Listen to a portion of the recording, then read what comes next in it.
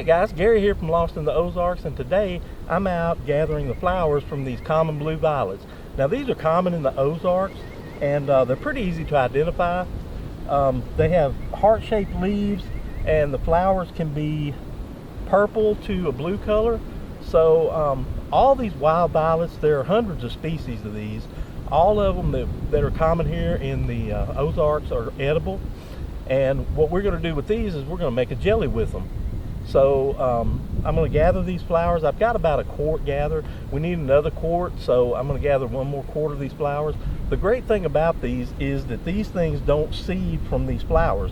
So you can gather all the flowers and you're not going to affect them one way or another, because they actually put up a little seed pod underneath here during the summer, and then during the fall they spray those seeds out, and that's how these things spread. So you don't have to worry about taking these flowers and, you know, after a while they're going to die out, because the seeds, you won't even see the seed pods. So the other thing to be sure of is that you can identify these plants 100%, because there are a few species of plants that look similar to these.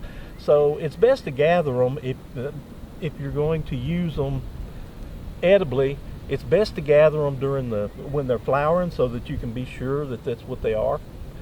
Well, another good thing about these plants is that both the flowers and leaves are edible, and the leaves contain a substance known as mucilage, which is a soluble fiber that plants make, and this can help with digestion, it can help with inflammation, things like that.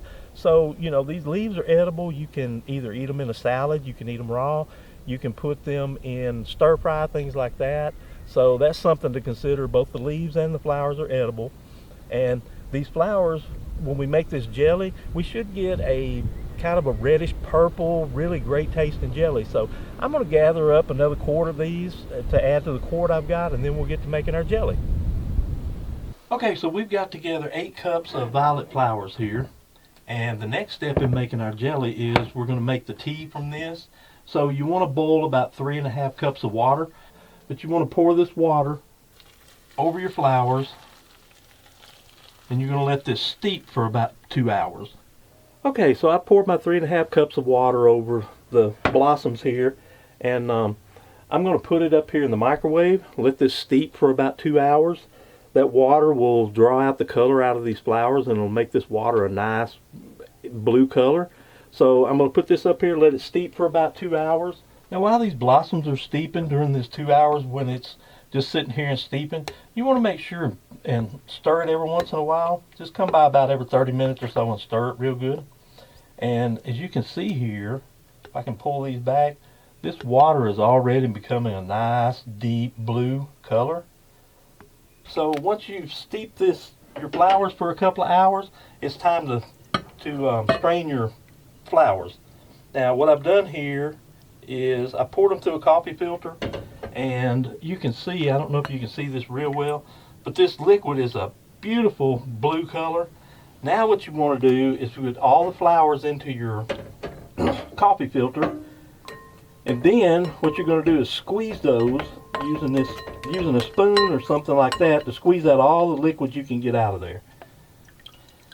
So we're going to squeeze it down and get as much liquid as we possibly can out of it. And you can actually do this with your hands too, squeezing them down even further. And you can see I'm getting a lot of liquid out of there. So you want to get all this color out. That's what you're really going for.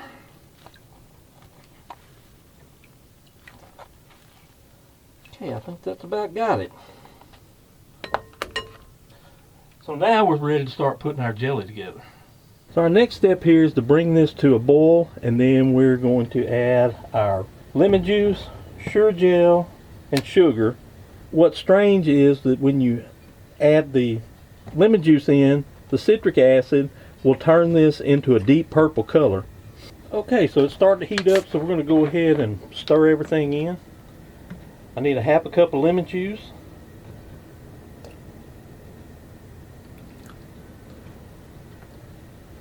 You see that amazing color change as it turned from blue to purple? Now we need 4 cups of sugar.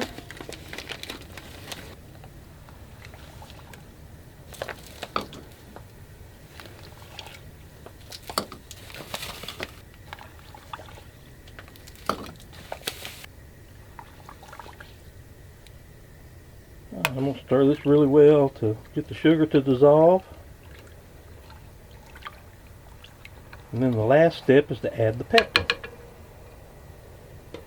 So this recipe calls for 1 package of Sure Gel pectin, or any dry pectin really. It's just Sure Gel just happens to be the brand that I bought because I found it in the store. If you can't find it in the store, we'll put a link in the description to where you can get it online. We'll stir that pectin in real good.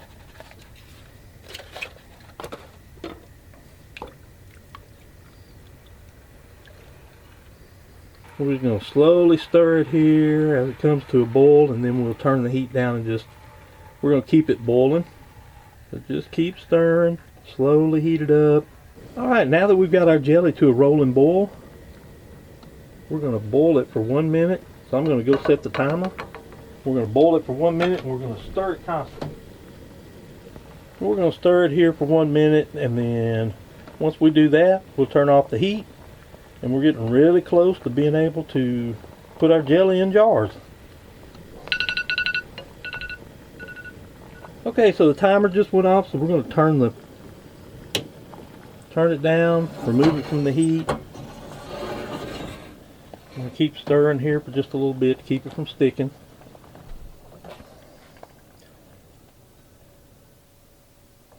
If it tastes as good as it smells, we're going to have something here. Okay, so now we're ready to put this in jars. And it's going to be hot, so right after this point is when you would, if you were canning it, that's when you would put it in your water bath canner.